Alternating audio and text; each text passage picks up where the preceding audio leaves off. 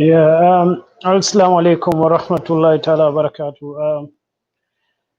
Gunjur, welcome to Gunjur Online TV. Esteemed viewers, welcome to another edition of SALAGI, the Turning Point. And today we are discussing the land tenure system. As you know, the issues affecting the people of KOMBO are centered mainly around land. There are a lot of other issues, political exclusion and using political weapon against us. But land issue is one thing that really the people of KOMBO need to get up. And they've given me a scale of this, just a snippet of it. I have to admit I'm having nightmare, because just the Kajabang area of Burfoot alone, every Burfutunka can have $1 million from the proceeds. You know, this guy dismembered that plot to 1,222, and each 30 by 30, each of them sold for like 350. That's about 45 million. We don't have 45 million people in Burfoot, so everybody in Burfoot can have $1 million from that small area. So just to give you a brief idea of the injustice actually facing the people of KOMBO. So today we come here to discuss land tenure system and the legal implications. And today we have a new guest who is going to add his voice with the low background. Abdoulie Fati. Abdoulie Fati is a grandson of Sadauda Kairaba Jawara. So I hope you'll join us lately. And Banka also, you know, should come. He's going to be a little bit late. And Ensa is normally here in time. I don't know, maybe he's having problem with the connections.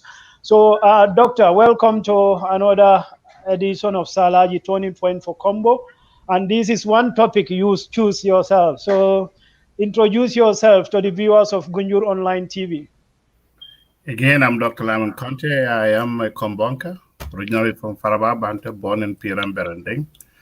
And I have seen Sadauda when he was running for prime minister as a child, and how we Kombonkas rallied behind him. He went unopposed, and the next election he ran against Mr. Bakari Jabang, who was he defeated, but also Sadauda angrily they posted that guy to Sudukoba to teach over there. And the late Kajabang, who actually educated people like Sidia Jat. So when one says that Kombonkas were not educated during the time when Aliu Badaranjai was chosen to be the member of parliament, maybe you probably need to go back and ask family members. Because we had Bakari Kamara of Bakau. We had Mr. Sane, who was also headmaster. And also we can go back to Clark Bajo, who became the governor of the Central Bank of the Gambia. We can also look at the time Badaranjai was selected to be member of parliament for KOMBO North. We had Dembo Jata, who actually was teaching at Pakalin East. He taught at Farababanta Primary School and subsequently went to Pakalin. So we had educated people in KOMBO. We helped Sadauda to be prime minister, my constituency. He went unopposed. But what happened was that when we said Diakuya Jawara, I heard that song. Our people in KOMBO went all the way to the provinces to convince people, because most of the folks in the provinces, particularly the chiefs, were UP. And what decided to do for all his administration, not a single Kombonka was chosen as Minister of Lands. So the people who come from other areas as ministers can go back and claim their ancestral lands. But we in KOMBO cannot. Particularly those who are in KOMBO North, KOMBO South, KOMBO Central. And Sadada, we can say it again, he was a member of parliament. But I also want to acknowledge this document that I sent to you, Mr. Manja, and I think you sent it to other participants. Ami Bensouda and company, the local farm, has this document on land tenure system. And again, I want to remind Gambians that it was not a Kombonka who stood up in parliament and said all land in KOMBO belongs to the government. Yeah. It was only Lamine Kitty Jaba who said not in KOMBO East. But do you know, the government officers up to this day, when they go to KOMBO East, they tell our people that the land there belongs to the government. So again, I also would like to say that the members of parliament for Talending, Serakunda East, OJ, was in parliament. He never objected to it. And Dembo by force was the opposition member of parliament in Bakau. He never objected to it. Your member of parliament, Sar, of KOMBO North, never objected to it. And again, member Jata, member of parliament for KOMBO South, never objected to it. And unfortunately, again, Dembo Jata never objected to the fact that all land in KOMBO belongs to the government. The only person who objected was Lamine Kitty Jabang. So for me, coming from KOMBO East, we have to thank Lamine Jabang for what he did for our area. But again, the government of the Gambia is still telling our people in KOMBO East that their lands belong to the government. So we have this document here, and I think we need to have some engagement amongst ourselves to see that, because I did ask a gentleman from Brufut yesterday, and I'm disturbed. I said, do you all have rice fields? He said, no. I asked again, are you sure? He said, no. So now, Kombonkas, are we sleeping? Fontol bekalga sa jiolti. Ngabula mon no kang. Nen katre fawo sita, na katre faye, but nen katre fawo banta yen damfu yen sambakoma. So this is very disturbing to me, because for some of us who are in diaspora, we can afford to send money to our parents. But will your children send money to your family members to buy a bag of rice? So I'm just going to stop right there.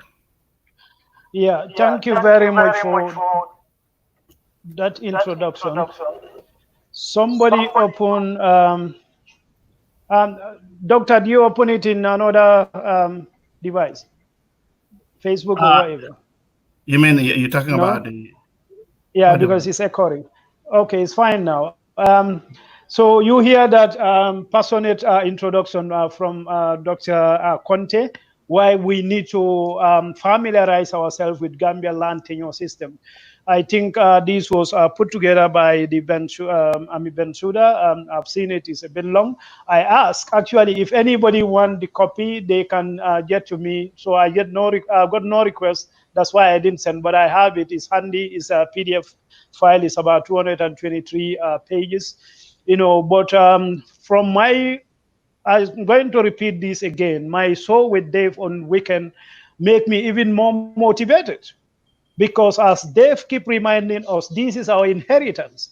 Just 9 square kilometer, from one area, from Sukuta, you can do the arithmetic. This guy earned just on land alone 45 million. You don't have 45 million in Brufut, so you mean entire Brufut can become a millionaire overnight if that resource is returned back to them, or they manage it properly. So again, I'm going to start with the father, then last with the son. Banka, welcome back. We miss you here last week. So, Thank you. Thank you. Introduce I'm sorry yourself I missed. to the viewers. No, it's okay, no Well, problem. I know sometimes yeah. you to miss some. Yeah.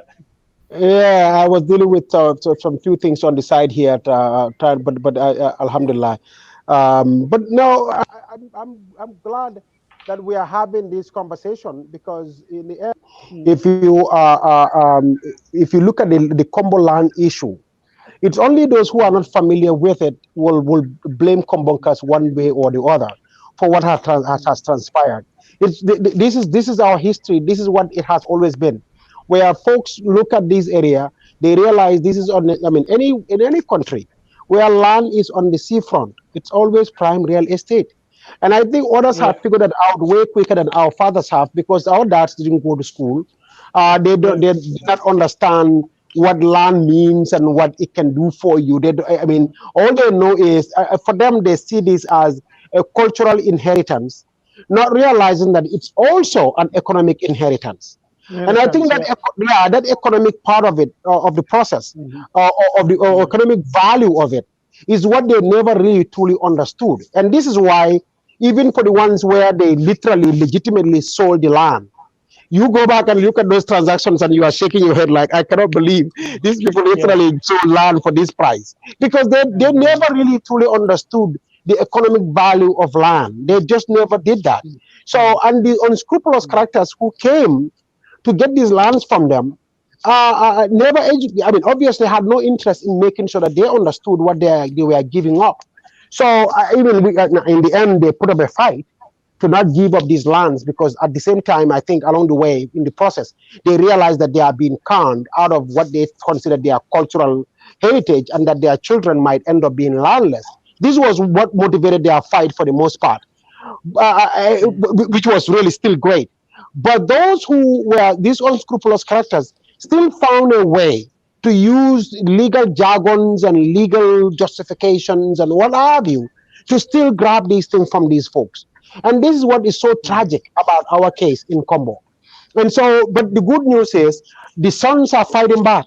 I mean, if you look at this situation here, Dave Manneh is making even much louder noise than I am making. Because these are the folks that are really big. The other day I told somebody this on Facebook after a Facebook conversation. He saw these young kids, Omar Malmo Sambu, and these kids coming out and swinging and ranting about this land issue and saying this is unfair. They will fight to make sure all these lands are returned. This guy said to me, "But these are young kids. They don't. I mean, who are these people? Do they even know what happened?" I said, "Now therein lies the problem." I said, "You notice these kids were probably 8, 9 years old when this fight actually began, but now they have taken it over, taken ownership of it, and they are running with it." I said, "This is what is going to end up happening. This is why you still have the Palestinian-Israeli problem. It hasn't ended. The next generation will hand it over to the next generation after that, and the generation will hand over. I said, this is what these for those who these unscrupulous characters who stole these lands from Combo need to understand. Dave and myself could fight this fight. Monjang can fight this fight today, and Dr. Jibbe can fight this fight. Esa could fight this fight. If we end up not winning it, those 8-year-olds, the ones that were 8 years old at the time, are the ones that are coming up, and they will pick up the fight from where it left off. At some point, somebody is going to make a serious breakthrough, and if they do, I'm telling you, Victor's justice is always a terrible one. And so I'm hoping that those who are these characters that have stolen these lands from Combo will find it have the courage to sit down with us and say, okay, guys, I get it. Maybe what happened here was really very, very wrong. We want to sit down with you with a view to negotiating our way out of this. So that together as a country and as a people and as one nation, we can work our way out of this quagmire. Because otherwise, it's not going to end. To think that this problem is going to somehow go away, or if we just go, threaten them and say, okay, let's just go to court and this, that, and the other, use all the legal jargons and whatever, that's going to make this problem go away, or we can use the security forces, they are at our disposal, like they did in Salagi and all these things, thinking that's going to make this problem go away. I can assure you, Ahmed, this problem is not going to go away. Salagi, yes, Patu Jaumane and the rest have been arrested and threatened, but in the end, in the end, what essentially, sorry, so people are calling me and they are interrupting my line. But what I'm saying is, in the end, if you defeat Father Jaumane and them today and threaten them and even send some of them to jail today, Their sons and daughters are watching this whole process, and they are also going to come back. And eventually, those sons and daughters, they are all going to school just like your children went to school, and they are getting their university education just like your children got their university education.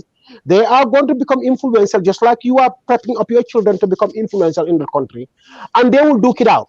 So this fight will never end. Let's end it. Let's deal with it now. Let's all sit down and negotiate our way out of this. Let the compensations be given where it's due, and let the laws be applied where, how they need to be applied.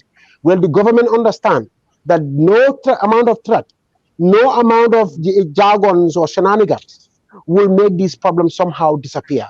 It won't, it never has, and it never will. If you look at all throughout the world, it has not happened for nobody, no country, no people anywhere in this world where a land problem shows up and injustice has been done and it somehow goes away. Zimbabwe is a perfect example. White folks who took over those lands from those Zimbabweans never ever contemplated, never in their wildest dreams contemplated that the children of Zimbabwe will come back and they will demand those. And these were established whites. I mean, on these lands that they've been living on for generations, took ownership of it, have changed legal documents to put their own names on this documentation. Literally, legally on the books, it looks like it's theirs securely. And eventually, one day, one fine day, it all changed. So this is what I'm trying to say is, Ahmed, these problems can perpetuate if we don't deal with them. That's why I hope the Tafanjais of this world, the government of the Gambia, and anybody who has set their eyes on the lands of KOMBO and taken it, will come back and sit down with us so we can together negotiate our way out of this and resolve this matter and not hand it over to the next generation. Because if we don't win today, the next generation is going to take it over. This will never go away. It never has and never will. Thank you. Yeah, Banka, thank you very much for that. You made up for last week absence, so thank you very much. You. Just to tell you, Dr. Abdoulie, lawyer Abdoulie Fati sent a text that he's trying. He's got in anyway, but because of poor network, it's raining very heavily right now in wherever he is. But he will keep trying anyway to get in. You know, he regret and he sent his apologies. Yeah, Banka, and already we are making. They say, is it quinoa achieve? If I remember very well, he say when dry bones are mentioned, old people feel uneasy. Do you know that somebody tried very hard to get the show I had with Dave 2 weeks ago to take it off Facebook? You know, about my brother. No, I'm not. I've got details. I sent it to Dave. You know, my brother Mount, he have to defend that, you know, that we use somebody's intellectual property. I don't know the complete details, but successfully Facebook wrote and said, okay, the guy gave up the fight. That, you know, he gave up. That well, let me tell them something. I've not been on Facebook lately because I got some things that I'm working on with the kids going back to school and so many things that I'm telling. But anytime I come back to Facebook, you better believe we're gonna share that interview wide and I mean widely on Facebook. I can and on social media in general. So yeah. But anyway. Yeah, so we escaped that. That means our message is getting across, and we've seen Pamodu Bojang also is going into partnership with a very powerful property developer. That means we have to create our own platforms. That's what it comes down to. You know, to make sure this Omar Malmo Sambu you have, they are media savvy. They know what they're doing and they know how to fight this fight. So that's the advantage we have. The only responsibility we have, you as the elders, what you know they don't know. So we have to inform them. You know, and we have to make sure these are recorded for perpetuity, because once it's in the internet, it's not, nobody's going to get it out of it. So I will let Dave introduce himself, then finally Asa, then we can go from there.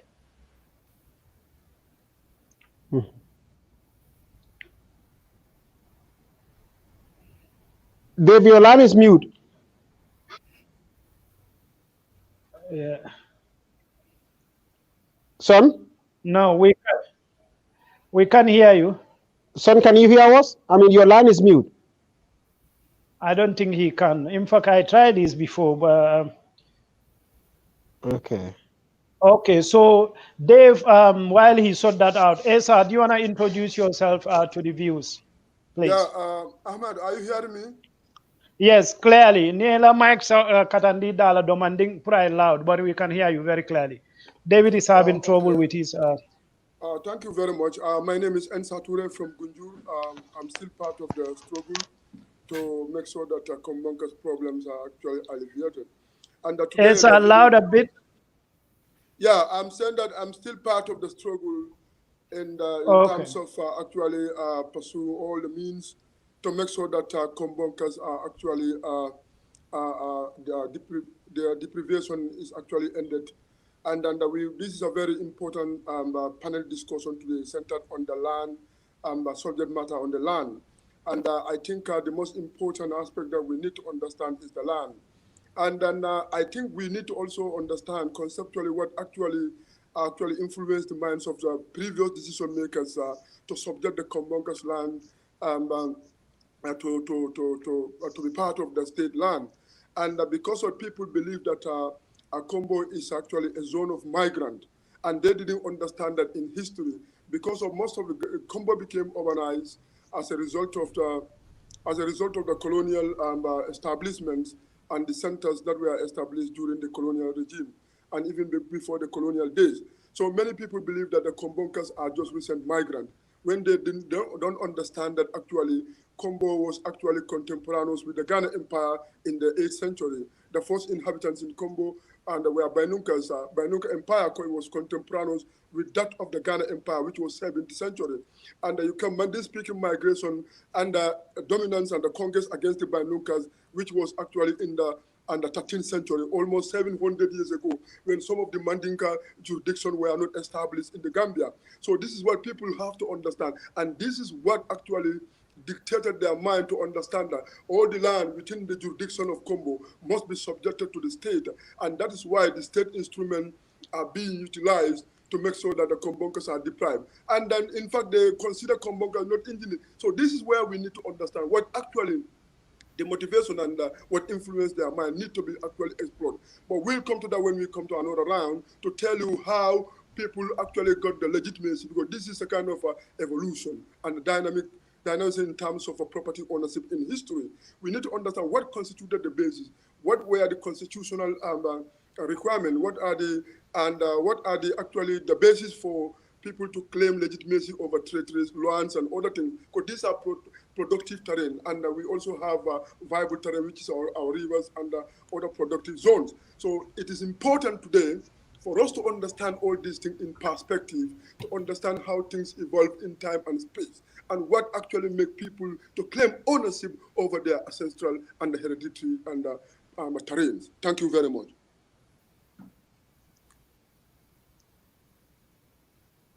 Ahmed, where's Ahmed? Can you guys hear him? I cannot hear him. Hello? Ahmed. Is Ahmed there? Yeah, I am. Okay, yes, okay, we okay. can hear you. So Dave, now, Dave, yeah, Esa, we can hear you, yeah. Yeah, Esa, we heard you. We just didn't hear Ahmed anymore. But anyway, yeah. You still can hear me? Yeah, but little bit. Alpha Moy. Yeah, and Ahmed, it's okay. We can hear you. Okay, so Dave, can Dave hear? Can we hear Dave now? No, Dave is having trouble with his sound. I don't know what happened. Hello. Yeah, I cannot hear Son at all. I think he's struggling with his mic. Yeah, he's struggling with this, right? So I will let Dr. Conteh to kick off this operation while Dave sort that one out. I will mute and then speak to Dave and see what will happen. Okay. Okay. Thank you. You people hear what I was saying? Yeah, we heard you. Inside we were struggling with Ahmed and now Dave, but we could hear you very loud and clear.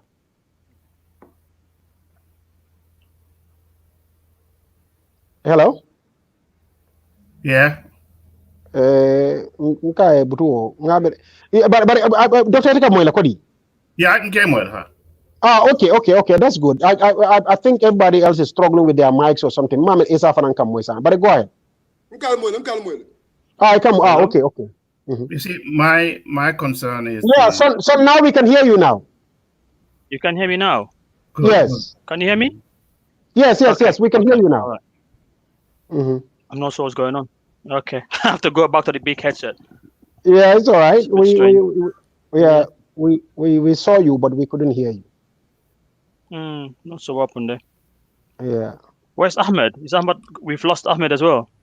No, he was calling you to, I don't know, check with your mic or something. But anyway, I'm sure he's gonna come back now that you are back. Yeah. But doctor, I think you can go ahead. Maybe. No, I think Dave should go now. And, Yeah. Son. Can you hear us, Ahmed? Yeah, just proceed. I can hear you clearly. Proceed. No, Dave is the mic is on for Dave. Can you? Go ahead. Yeah. Basically, I introduced myself. I can reintroduce myself again. DF Manneh from Bufood. Yeah. For some reason, I think I'm not sure what's going on. It's normally use a Bluetooth headset. It's okay, but I can hear you, but you can hear me. Anyway, going back to what my dad said and also Dr. Conteh. I think what happened, our people didn't realize the laws, and there are few people who knew what the law was, but they misapplied it, but they didn't have anybody who opposed them. So there have been few oppositions here and there, but they never had been consulted. So you have some hazards here and there, and then people don't actually go to the trouble of trying to actually do a proper research into this. You see, so you get angry, you get emotional, you go to court, but it needs more than that. It needs a lot of effort and energy and resources, and so that you can get to the very bottom of this. It's a shame Mr. Fatih is not here, because he would have been able to give you actually a little bit of developments happening back home. Yeah, but this argument about the KOMBO lands, state lands, everybody knows that it doesn't hold water anyway.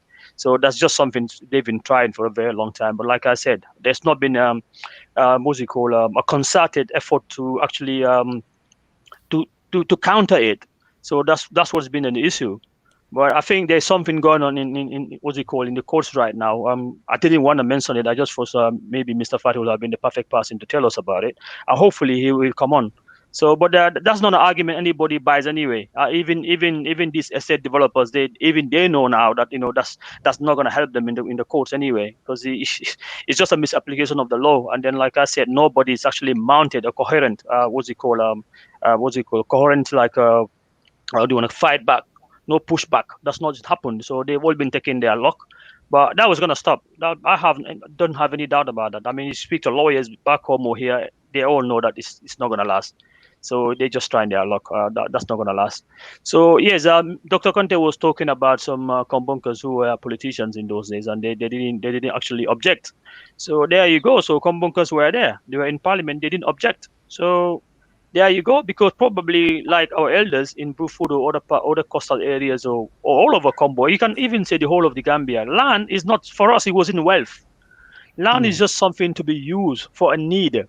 You see, somebody comes to you, they need to farm to feed their family. You give them the farmland. Somebody wants to come from other part of the country and they wanted a place to live. You give them a place to live. They bring kola nuts and they become part of your kabilo.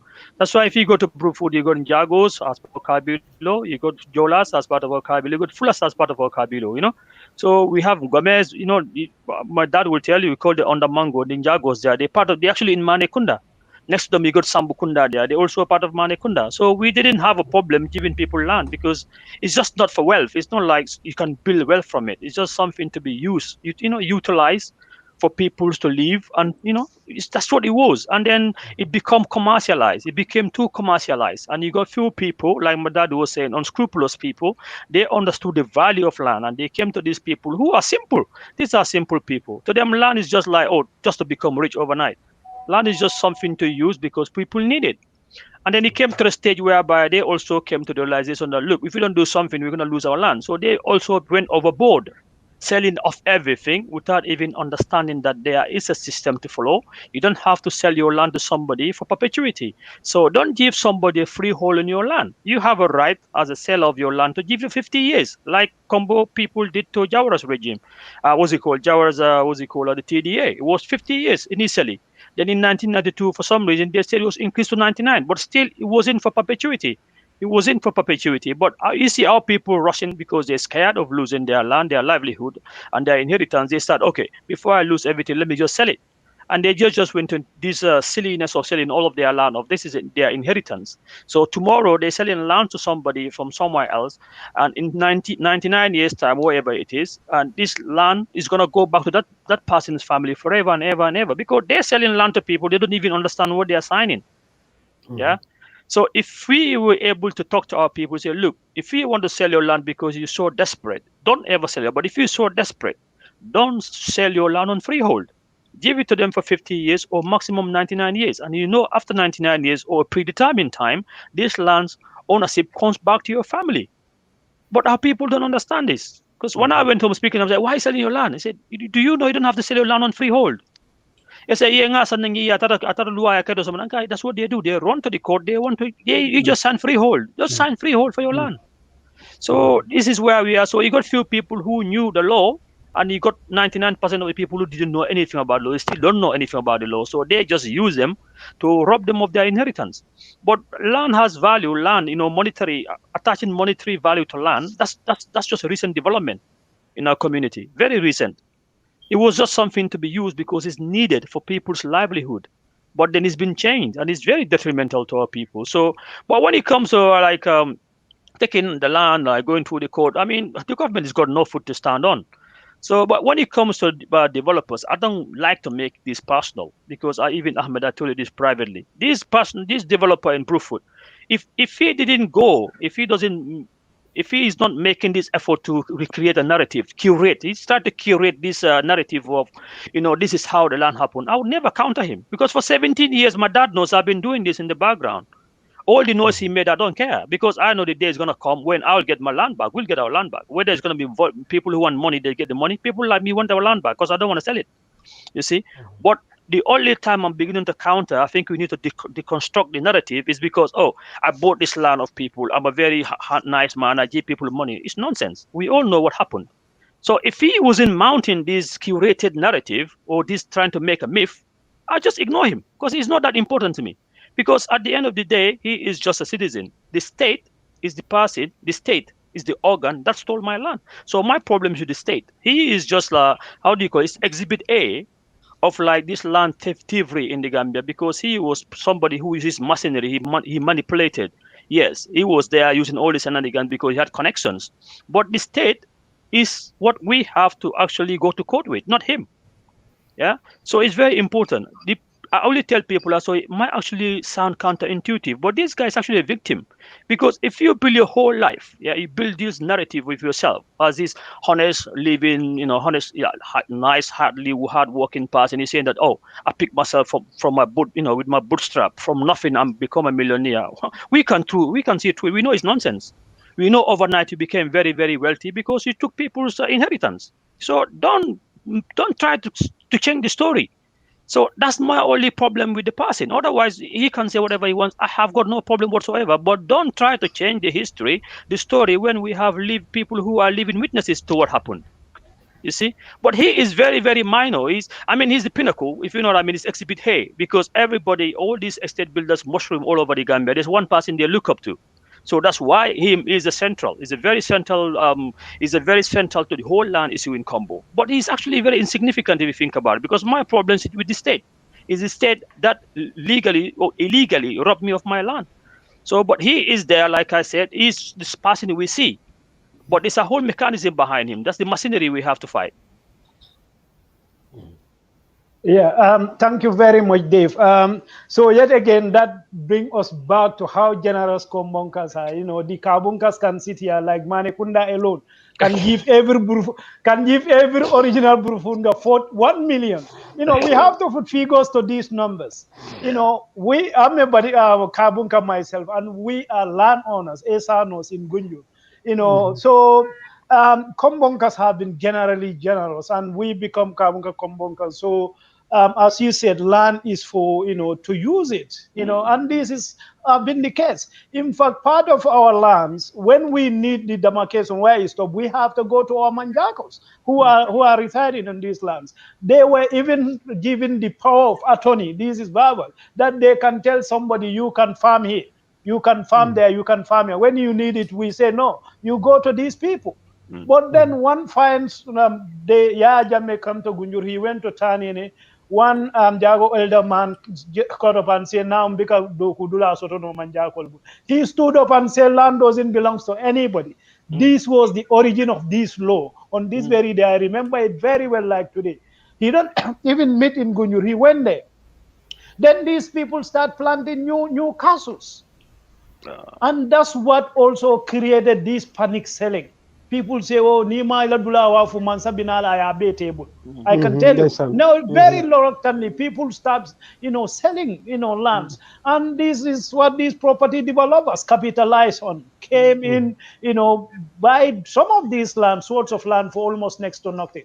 Welcome, Doctor, once again, and let's proceed with this conversation. It's very important we keep this conversation alive, as Dave said, to counter the narrative, being built. I've seen people already, jumping on Facebook. Well, this man is an angel. He's doing this, he's doing that. But where he got it, and those people's, their life is not getting better. Yes, Prof, come to you. Yeah, but the man actually ran away when Jammeh was in power, and then came back and reclaimed. I don't understand it.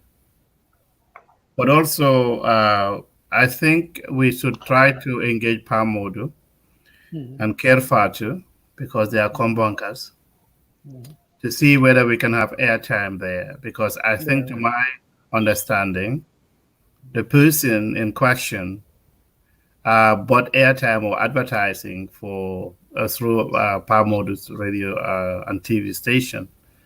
I think we should give Pamodu the benefit of the doubt as a Kombonka, for also be able to talk about our land issues. But again, I think today, most of us are fortunate to be in diaspora. We should also take a look at our family structure to say that if you want to sell land, reach out to your family members in diaspora to see whether they can buy it from you instead of you giving freehold to someone else. But again, I am very concerned because yesterday I did again another investigation on the graveyard issue, because I have been following the number of deaths in Brufut. And I don't know whether you all seen, every single day I see something and it bothers me. And I told the gentleman, and now I think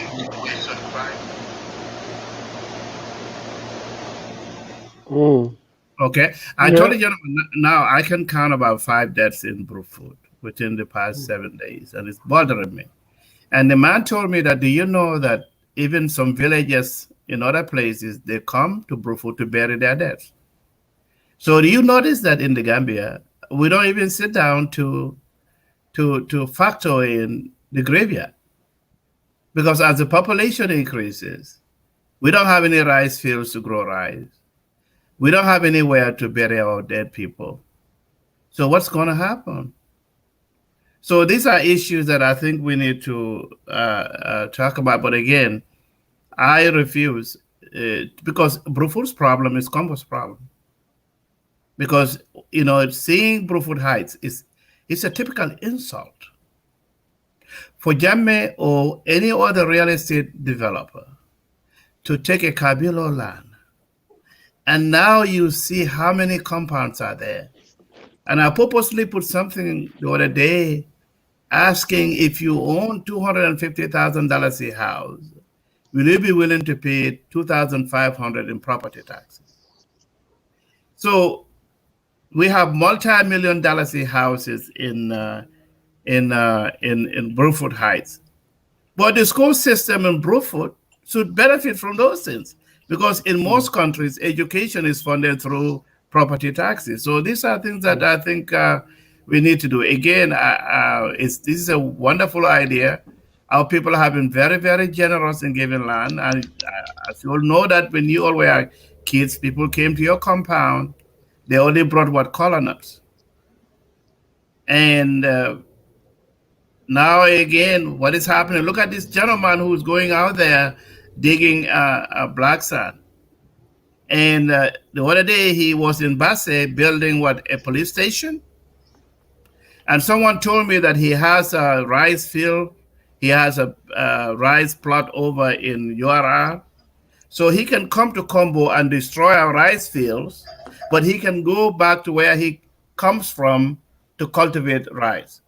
So these are things that we Kombonkas are. I don't care what political party you support. At the end of the day, your aunt, your sister, or any person in your village, they won't have anywhere to even grow vegetables. So these are things that we need to find a way to talk about. And again, let's hold every political leader, whether it is Barrow or any opposition leader, accountable to give us their stand on the Cumberland issue. Because I am going to write to Parliament. I have proposals that I'm going to make. I am not going to go behind any Combo organization to do that. I'm a citizen. My people are crying, and somebody needs to step on and say that this is what we need to do. But do you know the only person who is willing to meet me to discuss about this is a person who actually is not a Kombonka, that they are willing to sponsor a bill even to even have moratorium on land sales. So people go in there. You know, we are in July now. Our folks don't have any money. Whatever is left out in the land that is left out in Kombo, they'll go out there and pull out 50,000. And let me tell you what they normally do. Even if you're gonna sell that land for $250,000, which I doubt, they will give them maybe 20,000 and bring a very old car and give it to our people. So they drive that vehicle maybe for 6 months, the vehicle breaks down. And some of the real estate agents, guess what they do? Even if they give you 1/3 of what they're supposed to do. Because someone told me, a minister whose family was selling land, of course, you know, you all will know the person anyway. They said that since his mother came from that Kabilo, he doesn't have any right to speak on behalf of the family. So they sold this plot of land for what, million or something?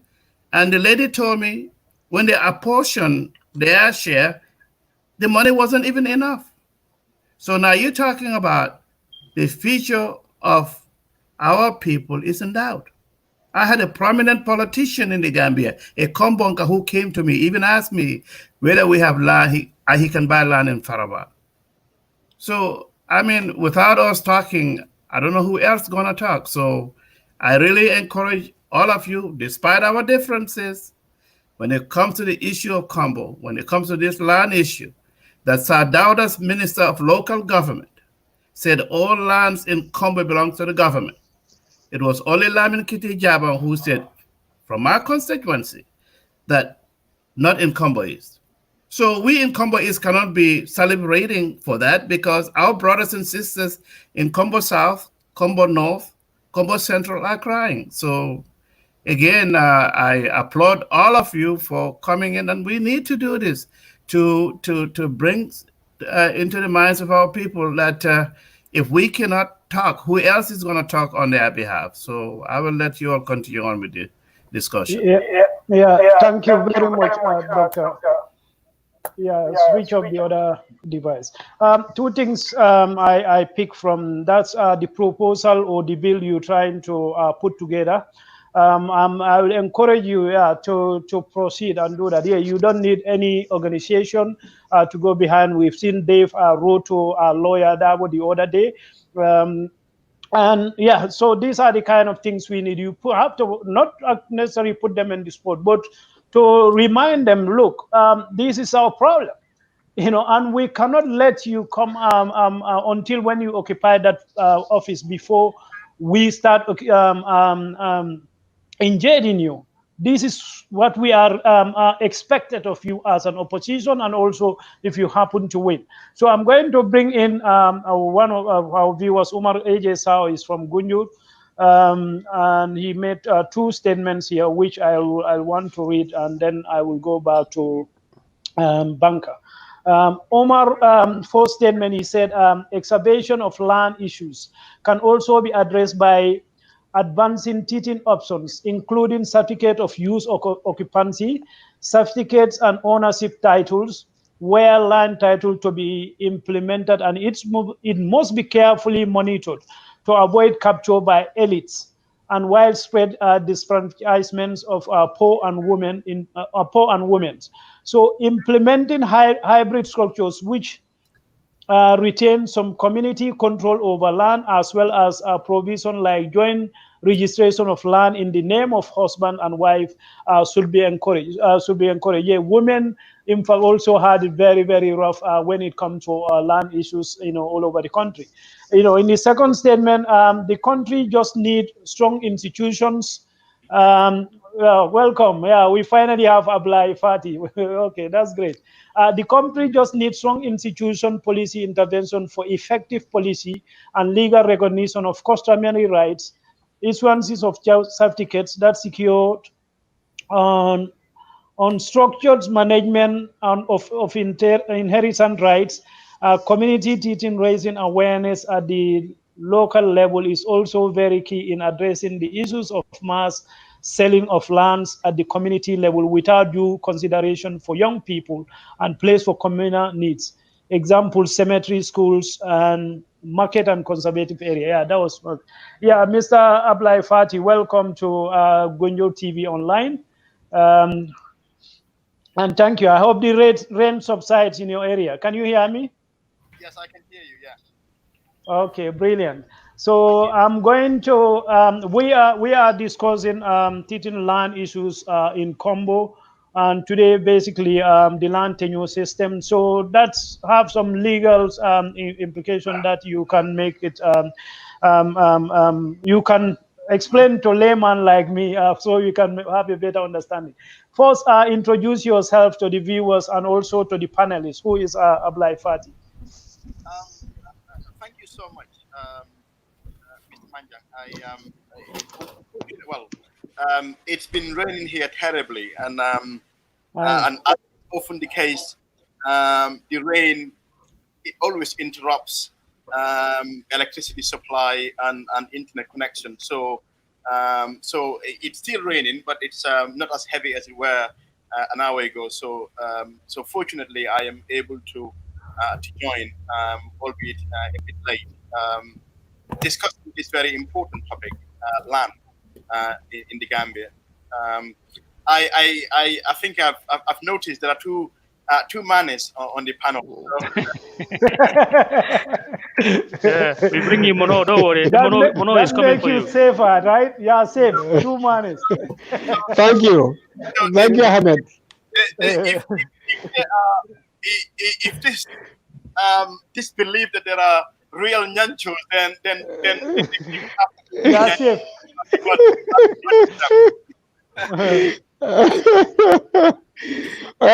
Welcome. We really appreciate your coming to share your knowledge with us, Fati Kundanko. Thank you. Yeah, so Banka, you can proceed. You hear Dr. mention this proposal he's trying to write to one of the parliamentarians, maybe to take it to us. And also he mentioned about this Jawara guy who actually is mining the black sand in Sanyang, but then he went back to sponsor a police station in URR, and also is having a furrow, which is an employment opportunity and source of living, but is the furrows of the people of KOMBO he's mining. So proceed. Yeah. It's a good old trick. It's a good old trick. That is, you come and commit all these crimes against the community, and then turn around and give them crumbs, or quote unquote give back, in the name of philanthropy, to sanitize your image, if you will. And this is the scheme that we see all over and over again. It's basically from the same playbook, if you ask me. It's just the sad truth is that, Ahmed, you see, most people, and this is that, and I will sound a little regional here for now, for this one, and that is most people from up country, for instance, they have options. If they need land to farm on, they can always go back and go because they still have family lands that have been untouched. Because this land tenure system this is what obtains in that country. So if you go up country, the moment you go past Birkama and you go into the 4 years going that way, you literally still find people, families owning lands that they are claiming Kombonkas don't own. So, but anyway, people do have the options. If they need to land to farm on, they can run back. Just the other day, I was talking to my wife, and I was saying to her, I'm going to go to my Bitangs in Kiang and ask them to help me with land so I can be able to get a big farm over there. But because they have land, they have farms that they can always go back to and farm and do the great things with it, which I'm very excited about. I'm so happy for those that are actually from those areas. Unfortunately, Kombonkas don't have that option anymore. They have no land to farm on. They have nowhere to go. This is the sad episode that has unfolded in this region. So for us, I think that what we need to emphasize on is to make sure that when we address this land issue, its economic impact is fully addressed within that context, so that we make sure that the benefits that have been taken away from the Kombonkas by way of the government's effort to steal these lands, that's how somehow that is mitigated in every way that it needs to. And I hope that the Good Doctors Bill will be actually looking to address those kinds of issues along the way. That is the economic impact that it has had on the Kombonkas, and how to fully mitigate that economic impact. Because this is what it has become about economics. It has become about people's lives and livelihoods. That's what it literally has become. And I think my son there alluded to that. Before all this, it was basically about cultural heritage. And people literally would give away land like left, right, and center. They didn't care. But when people began to realize that, hey, there is an economic value to this, it has taken on a whole different form, shape, and fashion. And that has been a blessing and a curse. Because it has been a blessing, because Kombonkas truly could have benefited from these lands by way of advancing their lives and livelihoods if they had been fully utilized economically. But unfortunately, that never happened. Other people using the government machinery have been able to come and benefit from it in that way. And those folks that own these lands ended up with nothing. And frankly, they are now, their areas are totally, their lives and livelihoods have been in shambles. Because, I mean, this has been a very, very devastating, it has had a very devastating impact on these communities, whether it's in the way of gardens that have been destroyed in parts of, in Kartong and all those places. I went to Kartong the last time when I was in the Gambia, and I was just shocked. I was appalled at what I saw, how their garden, the women's gardens have been eviscerated by these land thievery and the sand mining that was going on. So we really need to go back and look at the economic impact fully with a view to addressing that. If we don't, then frankly, this issue, like I said, is going to be inherited by our sons and daughters, and they will have to keep up the fight. But Good Doctor, I'm very excited, and I commend you for doing this. And I hope, like I said, that your bill will look at the economic impact that it has had with a view to fully addressing that. I think that would be very, very crucial. Yeah, thank you very much, Banka, for that brilliant contribution. Ensa, are you still there? Yes, I'm there. I'm listening. It's very interesting. Yeah, so Mr. Fati Ensa is stuck in Nigeria. He's just completed his PhD. We have a problem with his camera and all that. So, but he's one of our most regular and passionate contributor. Ensa, proceed, please. Huh? Continue, proceed. Yes, so that's what I'm telling you. Something that actually influenced the minds of decision makers, because they believe that if you look at the background of the Land Act, it seems to believe that actually part of KOMBO was never inhabited. So which actually made them to understand that that land could not be actually legitimately claimed by anybody. So, but what we need to understand as far as this Land Act is concerned, and then it is actually trying to disarm KOMBO people, because we have to understand that once government engage in commodification of land, because what has been adopted after the establishment or adoption of this land act it enhanced the government and government staff or civil servant who are working within the land office to engage in the commodification of land. So it became a key area of accumulating wealth. And this led these people to make sure that that particular act is always being utilized or manipulated to actually threaten Kombonkers against the land, because it will require the state to use the military force, paramilitary, to threaten the people. And our people didn't have any instrument. And that is what I am telling you, whatever we are complaining here, as long as that act is in the constitution, it is not actually repeated. Because what you need to understand in the three dispensations, the first dispensation which you need to understand here, Kombonkers were deprived completely. And the second dispensation, the same thing, that is dictatorial, one person, but using the land office and the people. The same thing. In this actually dispensation, which what we need to understand, in order for Kombonkers to be victimized, not to have access, because the world, you have to understand the global system today and how land became commodity as a result of the demand of settlements and the other key viable establishment in terms of industrial or whatever. In fact, it is reinforced. And how is it reinforced? Number one, you have to understand the administrative set of the Gambia. When the coalition won the election, people understand that there are so many things, because Kombonkers have been having a lot of problems with regards to land and other issues. And we understand that there are other constitutional provisions that were adopted by Jammeh's government affecting some personalities and whatever. So the change didn't actually reflect on what Kombonkers were crying for. And it is because of the threat and the level of threat on Kombonkers against their land and the deprivation. Kombonkers changed their political allegiance from President Jammeh to the coalition, where they pool more vote. But why? Because they expected the new dispensation that came will embark on reform that may actually constrain the government from depriving people from their hereditary land and the viable areas. Number one, we don't understand, but this new government came, and those actors in this new government, they went and sit down. We have to make a research to understand that once we know that KOMBO is a kind of a place where we can utilize the resources of KOMBO to actually use it as political capital. Because you know what I was telling you, this is where you understand that people will request settlement and we may embark on our political compensation. In order to institute that, Kombonkers must not be part of the cabinet of this coalition government. That is why, in the constitutional amendment, the age limit was actually amended. Are you paying attention? That's number one. Before that, Kombonkers were never appointed to be part of the cabinet. To sit at the decision-making table, to actually also influence the decisions and authority.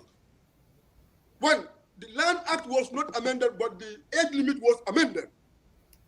And we understand that this is where that we need to understand, because my cry, you people don't know what is going on.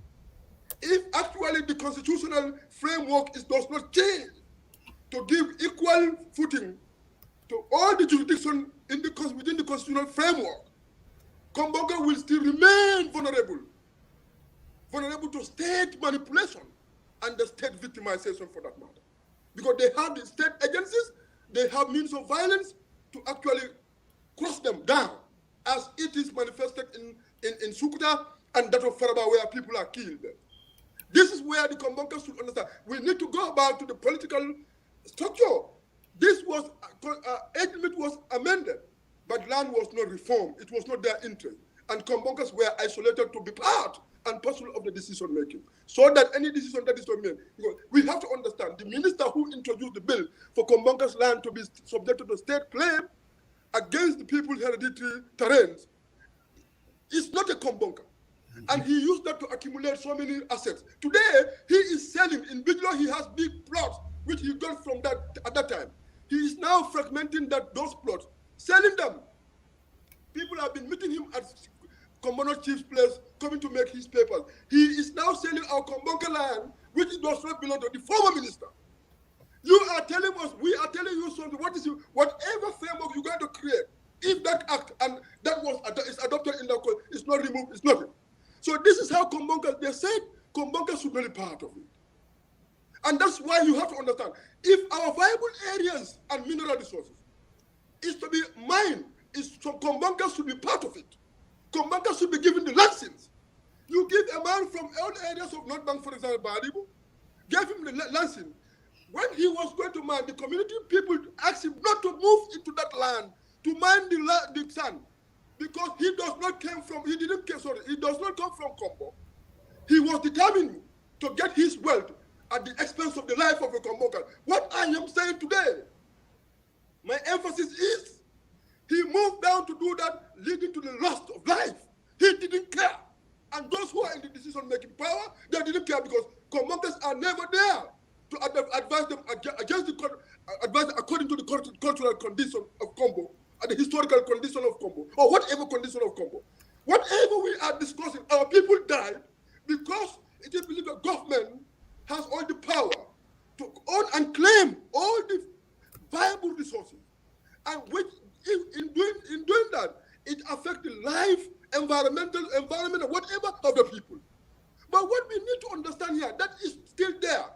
And these people going to mine did not know that they don't care whether Kombonkas or whatever, but what is to build is to actually build their wealth and at the expense of the life of the Kombonka.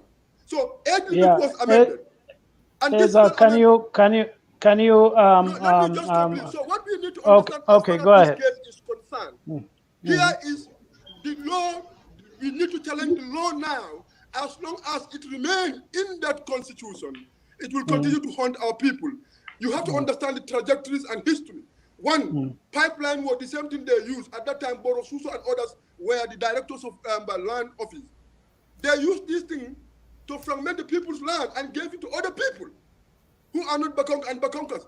And they themselves were engaged in commercialization of land, selling land to individuals, getting money from people, and they get millions, and they build their compounds from the money realized from that land sale. When Kombonkas remain poor and poorer, it is the constitutional act that they depend on as an instrument to actually constrain the Kombonka, and this is going to continue to subject the Kombonkas to be economically stunted. At the end of the day, new cultural settlements will emerge, and it will obliterate your glory and your glory of your ancestors. So what we need to understand, this has to be political, because our people, our struggle for political change has not reflected on the life of the people. Those who were part and parcel and were key actors were the ones who actually orchestrated and adopted all these ploy against Kombonkas, either number one in the form of revenge because Kombonkas were not voting for them, two, to make sure that Kombonkas are victimized, to render Kombonkas worthless and powerless, and giving rise to power of the state over the people. So whatever we are discussing, if this condition, legal condition, within the context of governance does not change, our people will remain vulnerable in this context. Thank you. Yeah, thank you very much, Ensa, for that passionate presentation, and also dissecting, which make it very, very to call our landed lawyer, Mr. Fati. You heard Ensa lamenting about this unjust law, which declared the land of Kombo to be state land, but the rest of the country can have their lands. So this is an issue in the law book. What do you think the people of Kombo need to do to make sure that we are all in the same footing? We get out of this discriminatory law.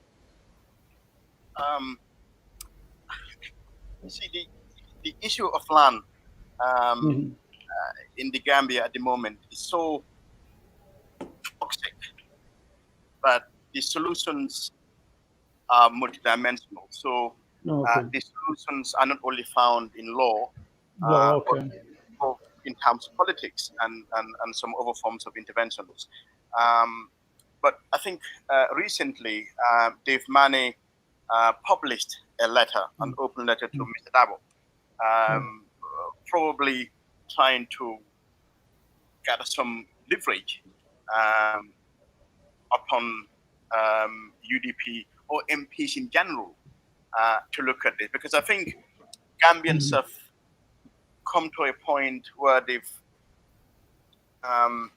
appreciated the volatile nature of land. As I was saying, I think because of the marketization of land, because of the economics now attached to land, it's now become this commercial commodity, and you'll be surprised, even though KOMBO is the epicenter of these troubles. You'll be surprised that I represent clients in relation to land disputes in Woolly. I've never personally been to Woolly myself, but I can tell you that this is now, the issue of land now is no longer an issue of KOMBO.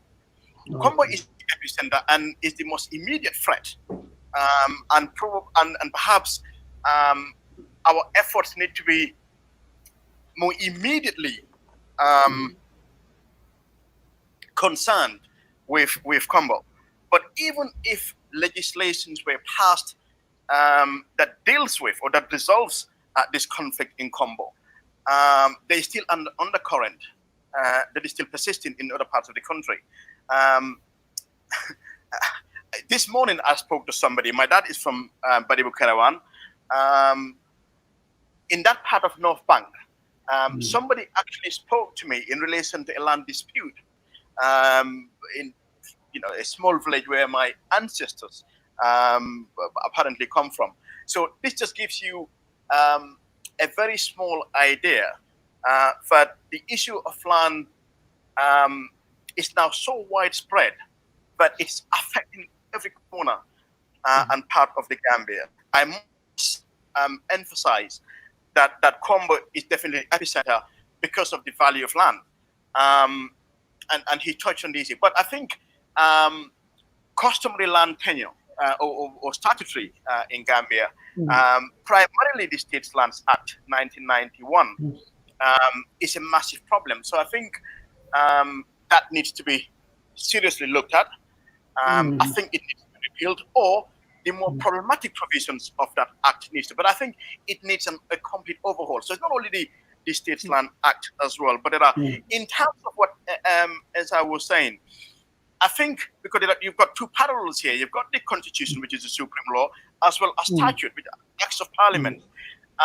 The Constitution, both, well, I don't know about the 1970, but the 1997 Constitution, Section 22, is explicit that nobody shall be deprived of their land forcibly without resorting to the relevant law, as well as that person being given prompt and a considerate compensation, which is a true reflection of the value of the land. So that is in tandem with Lands Acquisition and Compensation Act, in particular Section 4.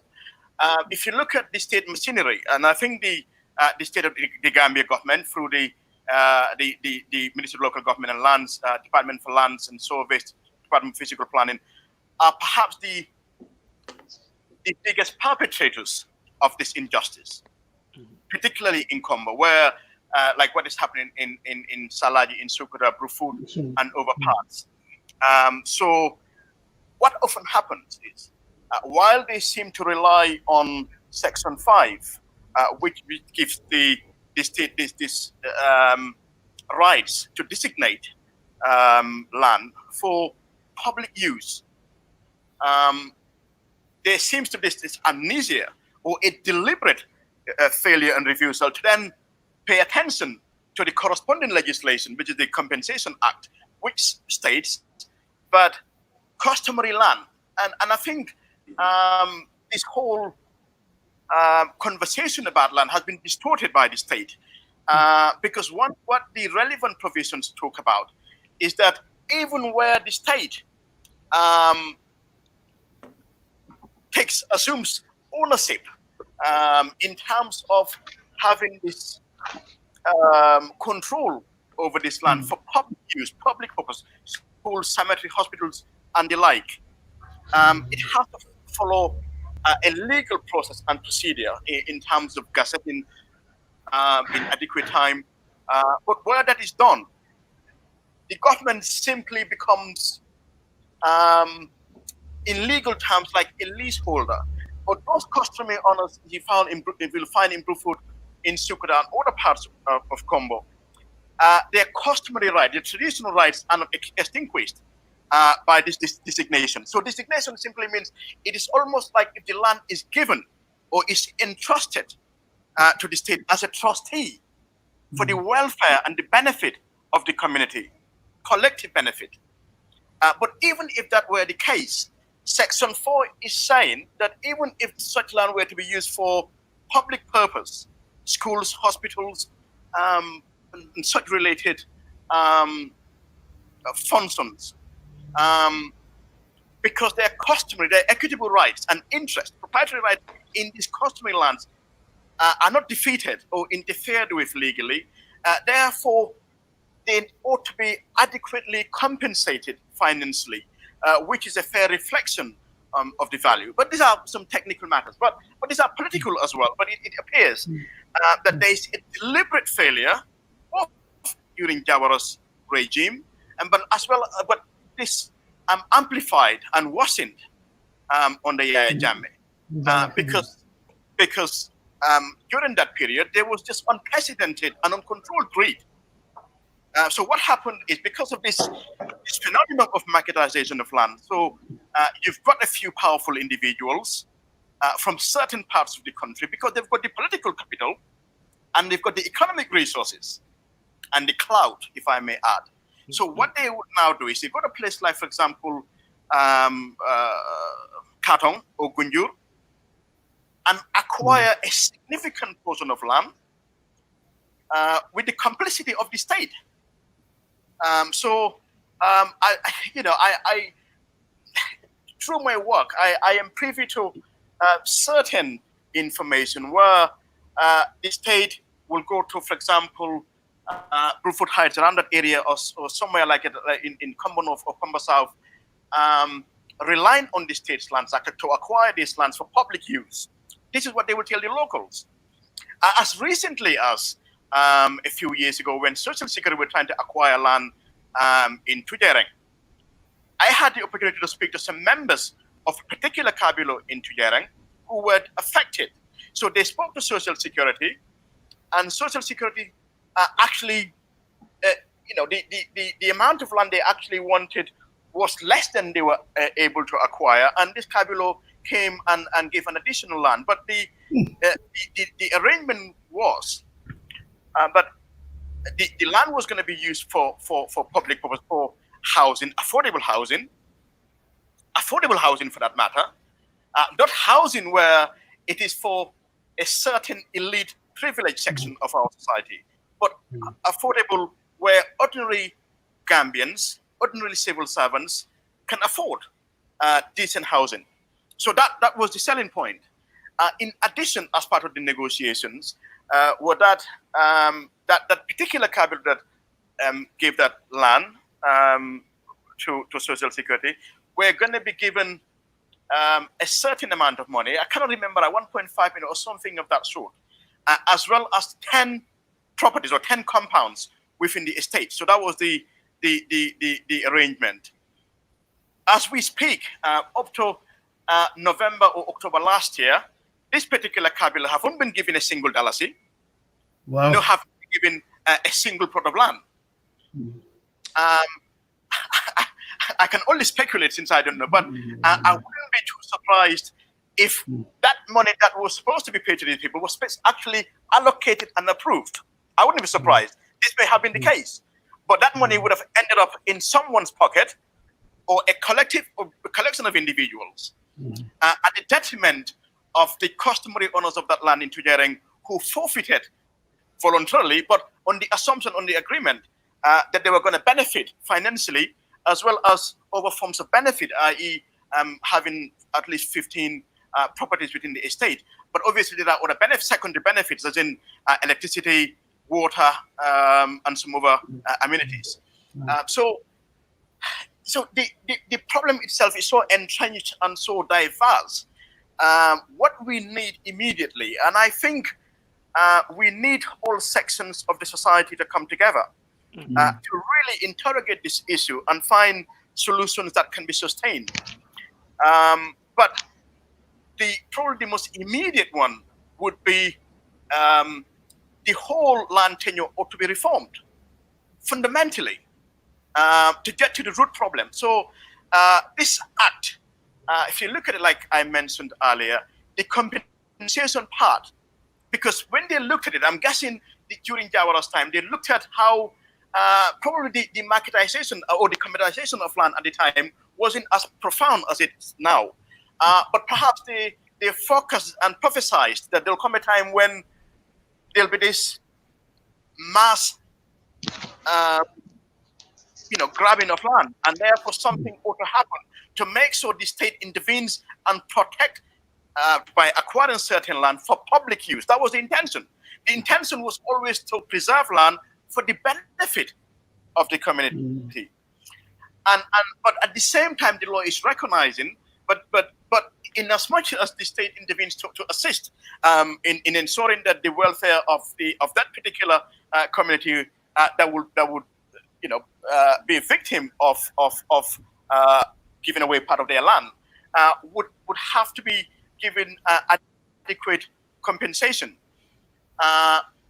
So legally, perhaps the intentions were right, but politically, through greed and politics and so many other issues connected to this matter, it just got completely out of hand.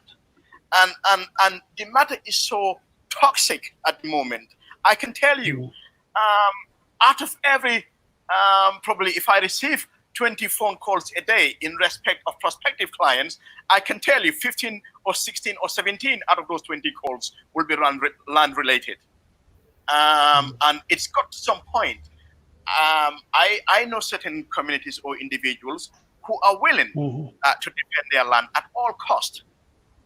And when I mean at all cost is devoid of any diplomacy or respect for the law. And that is, and I'm quite sympathetic to their plight and the positions that they've taken because something has to happen. I don't know if I've digressed a little bit, but more immediately, I think what the money is trying to achieve is probably the most important path at the moment. So we have to get political support. We have to get the support of all our MPs across the divide. So at the moment, whether you are APRC, UDP, NPP, regardless of which aisle you come from or you belong to, there is no denying that this is affecting all of us. It's probably the greatest threat, the most eminent threat to our national security, the issue of land instability at the moment. So I think the most immediate one would be to look at the land tenure system, the administration and the governance of land. So that has to happen, but that has to be aided by the political will, the social and the economic will to make sure it becomes sustainable. Because otherwise, you'll have these laws that are theoretically wonderful and sound, but practically, in terms of our political behavior and administrative behavior and executive behavior, then we'll make a mockery of these laws and legislation. So in as much as legal reform is the most immediate, and it is profoundly important, but we have to look ourselves. We have to examine this issue. We have to find solutions. We have to find individuals who understand the challenges relating to land. And it has to be individuals who actually understand the problems. And I spoke to somebody in Sanyang last year who complained that the land commission set up by Barrow do not actually have people from KOMBO. And I'm sympathetic to that because you have certain people, even from around the Greater Banjul area, but probably do not understand the nuances of some of the issues in terms of how, if you go to places like Brufut or Sukuda or Gunjur, how populations in those areas, how people have acquired land from their great-grandparents to the Dan, and how that hereditary line has benefited successive families in terms of parents to grandparents to parents, fathers, sons. People who don't have the slightest ideas, or the ideas are only peripheral. Okay, so if we task these kind of individuals with this really serious problem, then I don't think we intend to get to the bottom of the problem, because while we treat the underlying or the surface, some of the undercurrent will persist, and the problem will come back later. I'm sorry, I may have digressed a little bit. No, this is perfect. No, you don't. You don't have to apologize. In fact, I say, oh, how we wish we have you from the word go. Because you bring the legal touch to this discussion, and also you highlighted certain issues. I have to admit, personally, I don't see it from that. That is, the land act actually was good intention, but it was hijacked by the corrupt elite, who went on anyway to make it their own, and for corruption purposes. But the way you explain it, I tend to agree with that. Maybe it was actually a good intention. That is, everybody will want to settle in KOMBO, and the government need to intervene to make sure that we have spaces for schools, we have spaces for parks, we have places for burial grounds. But unfortunately, it was hijacked by the corrupt elites, who will take it for their personal interests. Before I go back to Prof. Conteh, I'm going to read from Madeleine Sundgren. Madeleine is a Swedish Gambian, I will say, because her daughters are all Gambians. She once married to Maudosi late, and she's very, very familiar with Gambia land laws. So she wrote, she's also very current. Most of the information I get, I have to admit, come from her. And she had a property in the Gambia. Madeleine wrote that the custodian of the state land in the TDA from, that's the GT board, are trying to do cadastral mapping from Batokunku to Katong before end of this year. From that mapping, the government will then decide what areas should change land use, from agriculture to housing areas. Also, the so-called compensation of land that they take from the original inhabitants is said to be a very, very low price, according to Madeleine. I didn't see the documents. And also, Fakurusila wrote, and the land laws to be reformed for the construction, for the constitution in the making. Yeah. Yes, that's another question. Prof, continue. Thank you, Mr. Fati, once again. We really appreciate your time.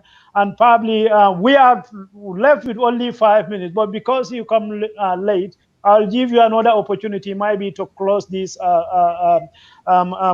And also something you mentioned, that it is KOMBO. That is the epicenter, but land issues everywhere in the Gambia. It's an urgent issue that the government need to go come and do something. What makes the issue of KOMBO different from other part of the country is that they are not affected by this provision in the Land Act.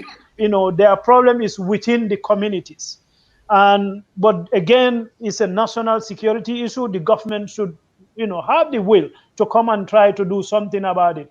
And also, you mentioned this guy who mentioned that in the land commission, there is not actually a single Kombon candidate. I wrote about this, and I even have the opportunity to speak to this former Justice Minister, Batamedo, about this. I don't know how seriously he took it, because it was informal meeting I had with him. Because those people will not understand the cultural, attachment, the emotional attachment these people have, with their lands, and as you alluded to, how they acquired through their forefathers. Yeah, Prof, continue on that. Well, yalo mi ente jahali kabun kol siara jambi. Ngal domine lebi. Barengamira nyim fate kundanko munoya minne mungo fana ya domole. Kon. Ngali domine lebi. Fadi, no worry. Ani bari yalon fate kundanko la ko tonyalo fo. I'm so happy. Hani tolon la tonya folati. Hani Dr. Touray. Dr. Touray. Ikona koleata. Iko fate kundanko. Ina idiamo. Banima mungo diala atakukela de. Bari jinga mungo diala bi. Du mono fana ya minne. Okay, welcome. One you are safe because you are surrounded by two Manneh, Manjang, and now you have Conteh on the other side. So he's in the safest place. I just wondered how this Kabunka was able to cross the river to go to Badibu instead of staying in KOMBO. I don't understand. But anyway, lawyer Fatih, I think we in KOMBO, we need your service. Yeah. I'm very, because we have lawyers in KOMBO. The few we haven't heard from them.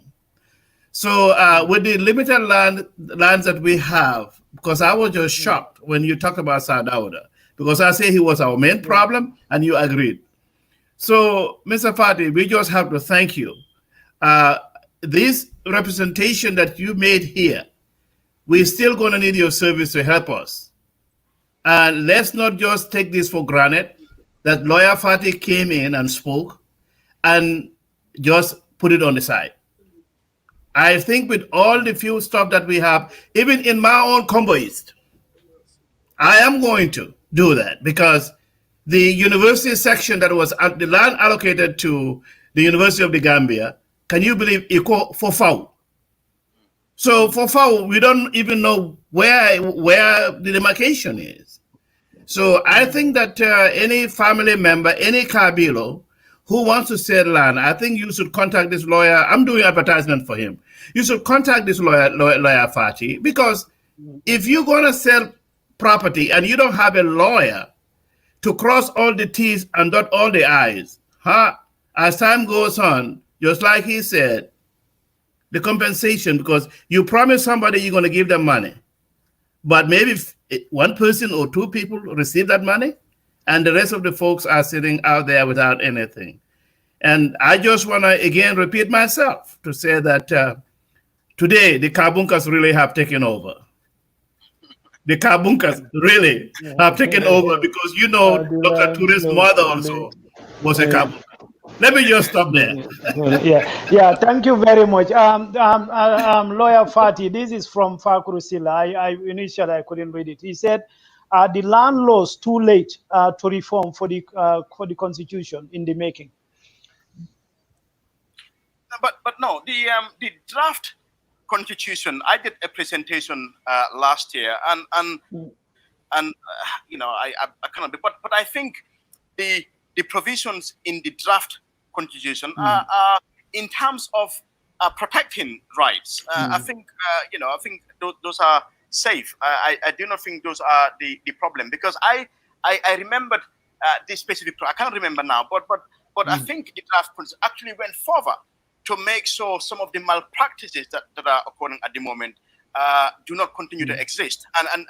And if that were the case, then if even if the state were to rely on the State's Lands Act to acquire through designation, if it is in conflict with the concern, then perhaps individuals affected may seek remedy by probably going to the High Court to seek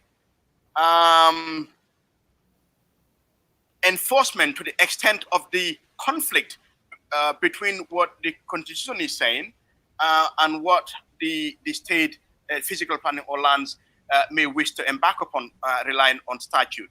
So I do not think the Constitution is the problem, because that doesn't go far enough. That just captures the essence, the underpinnings, but the underlying issues will be found in Acts of Parliament, in statute. So, I'm going to repeat what Dave Manneh, the letter he sent to Mr. Dabo recently, So I think we have to mobilize, consolidate some support within MPs, because this is something that affects all of them and all of us, to make sure that it is completely repealed and we come up with something completely new that resonates with the difficulty, the challenges, and the realities of 2020 and going forward. Because some of the challenges that we're encountering now could not even have been contemplated even remotely in 1990. And not 90, this would have been drafted, or the ideas would have been conceived in the 70s and probably even in the 80s. It's just that it would have been passed by Parliament in 1990, 1991. So if you look at the value, I went to Gunjur in April, and I, I looked at some plots of land somewhere, and people were telling me, 100 meters, 100 meters, ibantika dulkat 2 million, 1.5 million. I grew up in Brikama. When I was growing up in Brikama, what moniko 1 million korra, maybe well, that for Brikama. Nitara proof food is a proof food based on 1 million. Well, that's a good one. Oh yeah. Oh yeah. But no, so that is the issue. So comparing all the Gunjuri, Konyako, Ning aerial thing, and these are 100 meters by 100 meters or less. Ikonyako, but I'm on them for Bala Bake. Konyako, Dolby, these are 1 point, Dolby 2 meter, 1.8, 1.7, 1.5. Then Hakilo Murundang, Koko. And yes, because more temple the time, but I ain't Hakilo jump and delay because Nami Mira will need to go. But these are global issues, World Bank in terms of this, third world countries, this marketization of land, land value, the commercialization of land, marketization, also land use for collaterals, invest and have a more entrepreneurial lifestyle than sending anyone in phone call. So we'll be able to, but I can't yamming sign thing. Land value be yamming and kudo min bije sign. Na kudo phone them back from na follow min bije. Because more tata janne I more coral so the janne places like Bijilo. Probably hadn't from my phone in I'm in Brookwood because me willing Kamale. Across the road from here, little my phone more bije me along land bala acquire. Okay, and so maybe while you acquire time in for maybe in the 80s, maybe it must have from offender, like in Bijilo. Okay, yeta alcalo yalo more these were powerful individuals. You land like Kabo Malong, Kabo inside like a side la. Okay, or maybe couldn't be the crew along or because of a status yasodo. Would make another Maya 18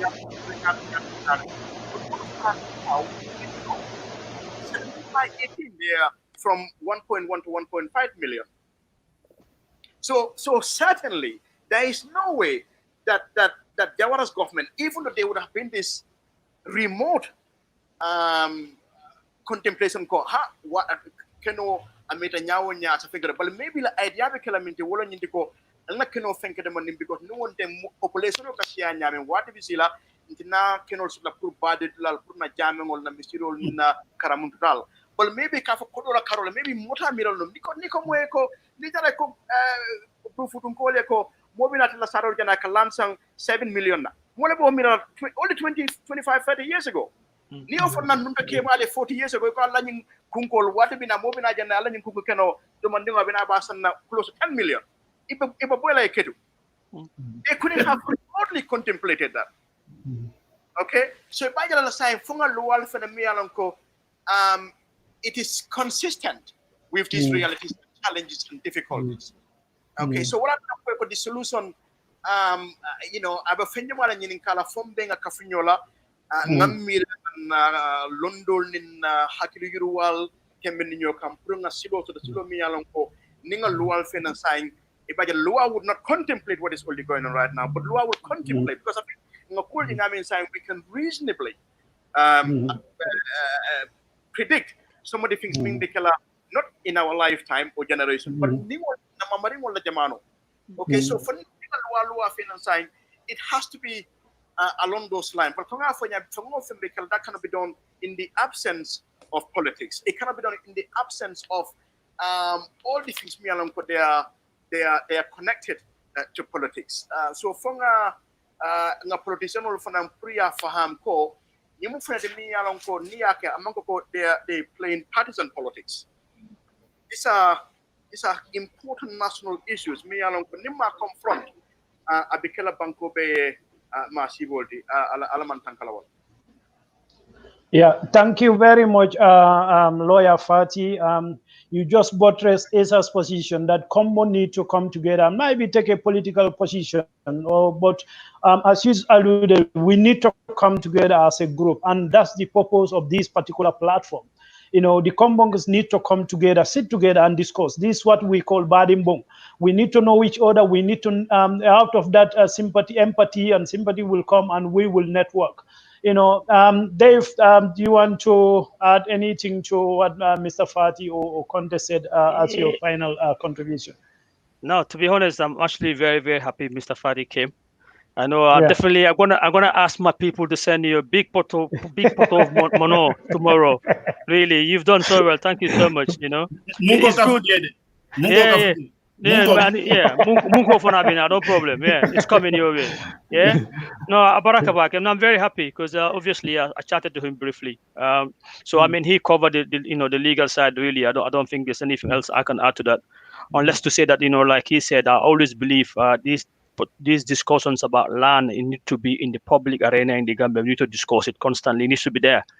Yeah, because I mean he's living it every day. Like he said, if he gets 20 calls a day, 16 is about land. So it's a major national problem.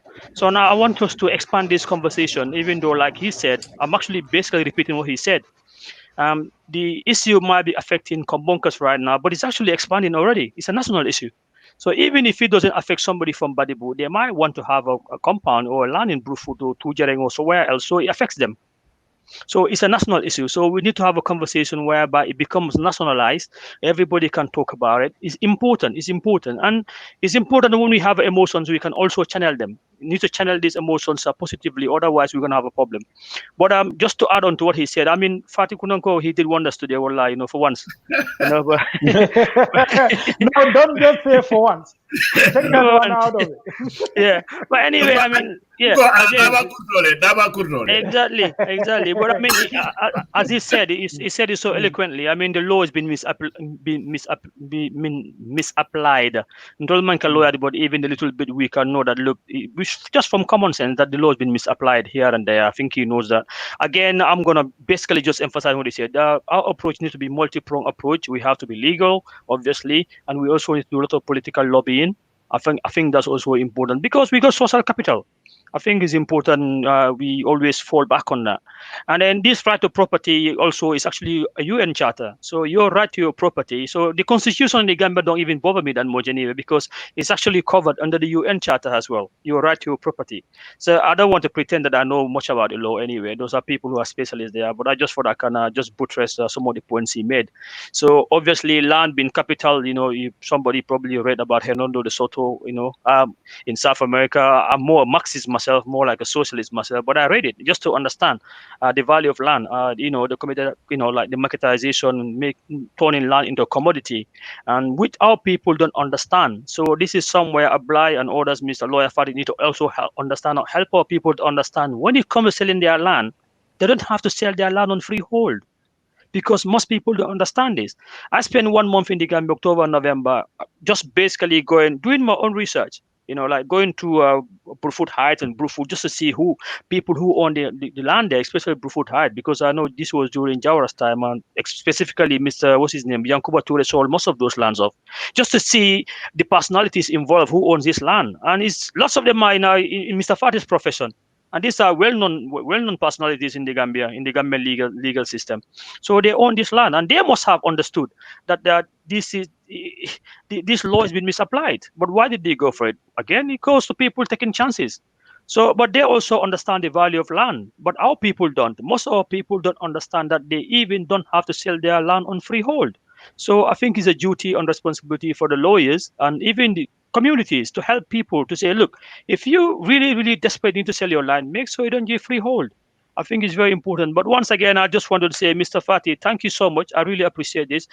This is very, very good. This is good. And then on the front, the letter writing to Dabo, you'll be pleased to know that a lot of politicians, not loads, but number of politicians have reached out to me in private. And then they tell me that, yeah, they actually thought that the letter was very good. And they are looking into it. And they're thinking of introducing bills. So we'll see how it goes. Yeah, thank you very much, Dave. I'm going to Asa for his final segment, and then I'll give chance to our new judge, Mr. Lawyer Abdoulie Fatih, to close this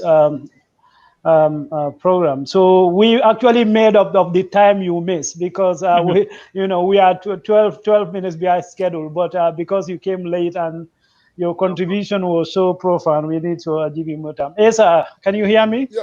Yeah, I'm hearing you. Yeah, so you heard what Lawyer Abdoulie Fatih have to say, about the legal a very important component. issue that he raised with regards to actually Kombonkas not represented in most of the commissions. And we have been talking about that. If you look at the way Berlin Conference was organized, it was organized strategically to ensure that there was a peace among the industrial powers of the world who intended to change the production system, and this production system had to be instituted in Africa. So once Africans participated in the decision making, they may actually influence decision in their own favor. Owing to that, Africans were actually excluded. So this was what has been actually organized against the people of KOMBO. In all the commissions that were set up by the coalition government, Kombonkas were not actually allowed to be part of it, strategically to adopt instruments of law to actually render us stunted economically or politically or whatever. So Mr. Fatih's emphasis that Kombonkas are not in any of these commissions is a kind of a strategic exclusionary tactics to make sure that our resources, our people are rendered vulnerable. This constituted the basis of the killings, and people die in Benin or whatever. So this is where we need to two-form. We need to look at the internal demographic condition of KOMBO and trying to increase the number of representation in the parliament. The second, Kombonkas need to be part of every establishment strategically to ensure that the problem in KOMBO, the problem that may emerge negatively in Gambia, will not actually be spread to other parts of the country. So this is what actually Mr. Fatih actually dealt with it. Maybe we can say that we have been very objective, but he actually questioned why Kombonkas are not in the land commission. It was done purposely strategically actually to make sure that they are constrained. And those who are going to adopt this in terms of ideas and opinion, maybe they may not even have the same feeling. Maybe Fatih could have a feeling. And it's true because Fatih need to have a feeling because you have to understand KOMBO and Kabu, this is a long-standing bond that nobody can change. And that's what I said, that whoever taught the blood of Kabu, even like Lawyer Dabo himself, his ancestry came from Kabu Tendinto and others. So whoever taught the blood of Kabu, and you came and actually initiated anything against KOMBO, one day or the other you may see the consequences. I think Fatih will be blessed owing to his understanding and sensitivity to the plight and the predicament of the people of KOMBO. Thank you. Yeah, thank you very much, Esa. So, lawyer, you can close this program for us for today. We once again thank you everybody, to the panelists, and thank you all to the fans of Gunjur TV Online. We ask of you to share this video so it can get to as many people as possible. This is a conversation we start as lawyer also come and buttress the point that we need to come and discuss and start something. And this is that start something now to make sure these discriminatory laws are changed, and to make sure the entire country realize that the issue of land, we cannot let it not find solution to it anymore, because it's a serious national security issue. Thank you, Doctor. Thank you, Lawyer Fatih. Floor is yours. Thank you, sir. And the other issue is, as a last resort, or perhaps not as a last resort, but where one believes, especially in the area of this subject of this conversation, Kombo, if you believe that your customary land be taken away from you unlawfully, then seek legal recourse. You know, you can go to the High Court. I think sometimes in our community, sometimes we don't want to embark on these processes. I must admit that sometimes it's very expensive. I have to admit, but that's because a matter, a land case, the High Court will probably take 2, 3 to 4 years, give or take. Okay, and if there is an appeal from the High Court to the Court of Appeal, then that's another, give or take 2 years. If it ends up at the Supreme Court, it's not all the time, because normally, perhaps after the Court of Appeal, whichever side in the losing would probably just accept. But even then, 5, 6, 7 years would have gone. But notwithstanding, I was in the Court of Appeal in July 2018. And I think I mentioned this to Mr. Manneh, Dave, recently. The case of Bola Carroll versus the Minister for Local Government and Lands, the Director of Physical Planning and Lands and Surveys, Social Security. I can't remember which other government. I'm not sure if the Attorney General was part of the defendants as well. This was in respect of land in Touray, customary land that was taken away from him. This property was purchased, I think, in 2000, taken away from him by society to build an estate for public use. He was incompensated. The matter went to court. He lost at the High Court because the same States Lands Act, this is acquired by the state for public use. He lost. He appealed at the Court of Appeal, where you have a panel of 3 judges. The High Court decision was reversed. And the Court of Appeal re-emphasized and reinforced the point in terms of the application and the enforcement of the States Lands Act. In particular, the part dealing with designation, taking land from customary owners and giving it into to the possession and custody of the state. As well as the one that they conveniently, when I mean conveniently, the state and the state machinery and those people who are aligned, whose interests are aligned with the work of these public institutions, whether they are these beneficiaries are private individuals or enterprises. But this judgment strengthened the issue of compensation done not in the absence of compensation. So acquisition and compensation as in going together. So the judgment actually, if I am not mistaken, ordered Social Security to pay adequate compensation. And I think they were given a period, otherwise I think the court itself was going to intervene and do that. So I think I don't think that judgment has been appealed. So that's valid law. It's valid, and that means people who are affected can go to court, and we can rely on this kind of judicial pronouncements to say that these laws exist. But I'm talking about even now, even before we get to the stage where those reforms are completed. For listeners who are affected, let them seek support, because the only way that we can make meaningful change, as well as our interventions that are both political and legal in terms of lobbying and other stuff, but we also have to challenge the state itself, where they like what is happening in Salagi.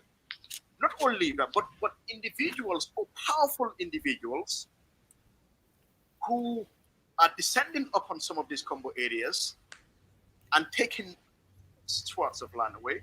So perhaps we can, legal claims can be filed against such individuals or big corporations as well. I'm not anti-capitalist sort of, but I'm just saying, but I believe whatever happens ought to be just and fair and equitable for the benefit of everyone. You cannot go to Brufut, take hectares of land. The people who had been toiling on that land for 70 years, only going home with $800,000. Where those plots that you are developing, for example, go on the market for millions of dollars. So where you're making 50, 40, 30, 40, 50, $60 million. But the people who own that land have been rendered not only landless, but they've only been given peanuts. So is that fair, and is that the kind of society that we want, particularly in respect of KOMBO? So where we believe some of these injustices are so blatant and glaring, then I think we need to seek legal remedy. Let's go to court. Whether we win or not, but I think that those interventions when they are on would be, symbolic. Well, actually, more than symbolic. Because it will show the state and those powerful connected individuals that times have changed, that people will no longer sit idly, and allow them to do this gross injustices. So, nimmoli I believe ko fengol de kena minin luwa manta. Never see the man of Alan Sabari put a luwa Montadiamo Wampedia. No. What a think of Poninka Wajabile. Nimma Democrat Yara Aka Wajabile. So Nin if I can afford Nimma Fahamroka put what harm more can be a Fahamroke. I'm not more in the matter. It's not that the solution is found on only the lawyers, but perhaps not where lawyers may intervene. Then perhaps Natao Molfan and Ferolke, Makelan, but we challenge some of these actions. Through that, maybe we're discouraging because some of these people can sign, especially when pronouncements or decisions are made in the favor of traditional landowners. Because Nings Bankol one Kiti Pundali Sembintuya, then that would be a very good place to be. I'm so happy to be here. I'm sorry I came late. I'll be more than happy to come back on this platform on over time because problem, and I believe we have to talk about it. Yes. Continuously. For those are just probably, this is like such a monumental problem. The solutions cannot be found in 1 year. The solutions cannot be found in 2 years. The solutions, because the problem is so endemic and so entrenched, they will need a long time. But we have to have the starting point. And we have to have people who understand the context and the nuances of these problems to come together so that we are able to muster a collective will and have a common purpose and a common, well-defined sense of direction. Challenge and confront this problem to have a sustainable solution to the problem, both short-term and long-term. Allah barakabak. Oh, thank you. Baraka. Yeah, thank you very much, Lawyer Fati, for opening your door to us and say you are happy. I was always going to come back anyway, but with that little bit, maybe it's too busy, so you take that out of it. So expect us to knock on your door. If not next week, 2 weeks time. What we do, we alternate between topics. Last week we discussed about the contribution of KOMBO to the rise of South Africa and PPP. So today, Land Tenure, we will discuss which topic we're going to come with. But this is all about bringing KOMBO together. Yeah. It's not only about land issue that is we are affected because there is complete lack of neglect. Everybody wants to settle in KOMBO, but nobody wants to develop KOMBO. You are from Saturday, Brikama. Look at Brikama, the state of Brikama. The entire western region, there is no major hospital. There is no proper market. So these are issues that need government intervention and that we need to challenge them. And also thank you for telling people to go and challenge these issues at the courts. I'm just going to hope no Secretarian is listening to me. But in Gunjur, I believe that Banku Kitio Mam Betea. Alibe ta fala linyin to jani banku kitio ma abika banginya la ifa. So we need to sensitize people, about these issues. Land is life. It's about cultural heritage. Is wealth. So you cannot let somebody come and take that from you and say, you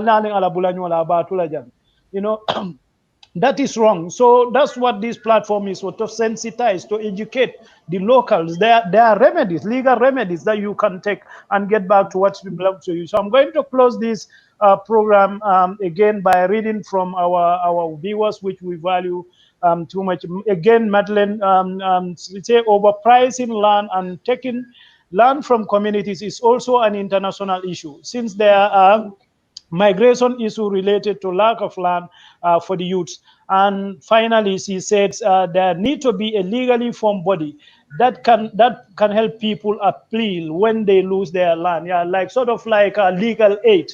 You know, but this one, I think what she's suggesting is going to be a legal body whereby the underprivileged, those who, as you alluded to, that it's expensive, it takes money.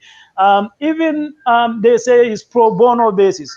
But for a poor farmer from Gunju to be trekking to Banjul on almost daily, it's a financial hindrance. So what this lady is suggesting, maybe we need a body like that can help the poor people, you know, to stand for them when they have a legal issue about land. Thank you, Prof. Thank you, Dave, and thank you, Lawyer Fati, and thank you very much, Asa. And I will be rude, you know, just about to close. Dave, I heard from you, Koto Mod Olimboj again.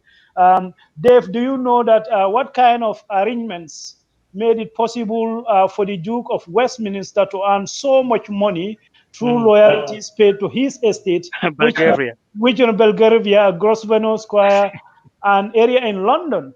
Yeah. Wow. Okay. So thank you very much. Yeah, we'll close with that, and we really give you credit again for you know, encouraging us anyway. We find all these comments very, very encouraging. That means, you know, people are relating to this. So we really appreciate that. Alabea Baraka, thank you very much. Thank you. Mr. Fati, thank you so much. Yeah. We'll link up. Dr. Conteh, thank you. Ensa, thank you. Bye-bye. Bye-bye. Thank you.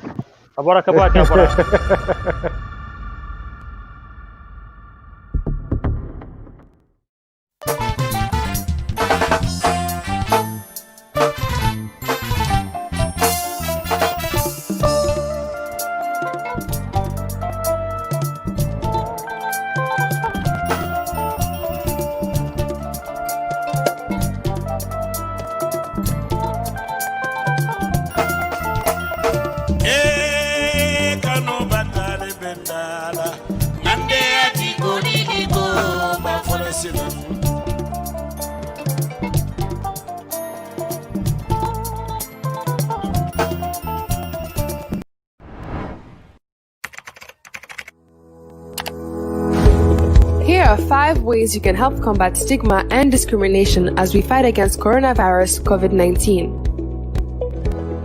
1. Educate your friends and family that COVID-19 is not specific to any race, nationality, or skin color. 2. Do not associate migrants with the virus. In many contexts, migrants are healthy and key players in nation building. 3.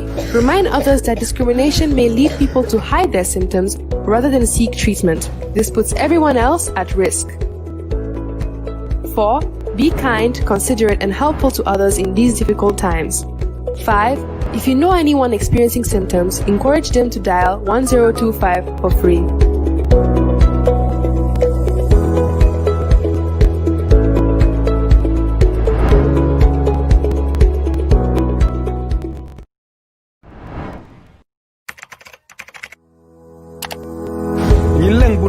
lulolti isifa mako eno foi si tanka kaja fo ning fatan fansola pour que ñing corona jangaro kele bunda folo ela ka fu ñol ni la dimbayal kala mutandi ko ñing corona jangaro bu ka jibe e musi jumalati warante ibota banku jumaleto walla e boro la kulorom kulola jumalati bunda fulanjang ikanaje ko tamalal dam male ka ta ñing corona jangaro soto fanna jama ya itandi le ko ñin tamalal jama jaato kende yatale andum ke kataku jamale ke banku do ko kono bunda sabanjam mol hakilo bulandi ko ño kaja fo ning fatam fanso satin nanni nole fang fo modol sila kurango mabo puli kanata jaaroro la andum ñin si mobe dundi no mantoro kono le bunda nani njam al nga bala fa ñoye nga ñoma koy bunda lulu njang niye mo la meye ate ñun corona kurang la mandar go soto a foye 1025 commande andum ite fen jola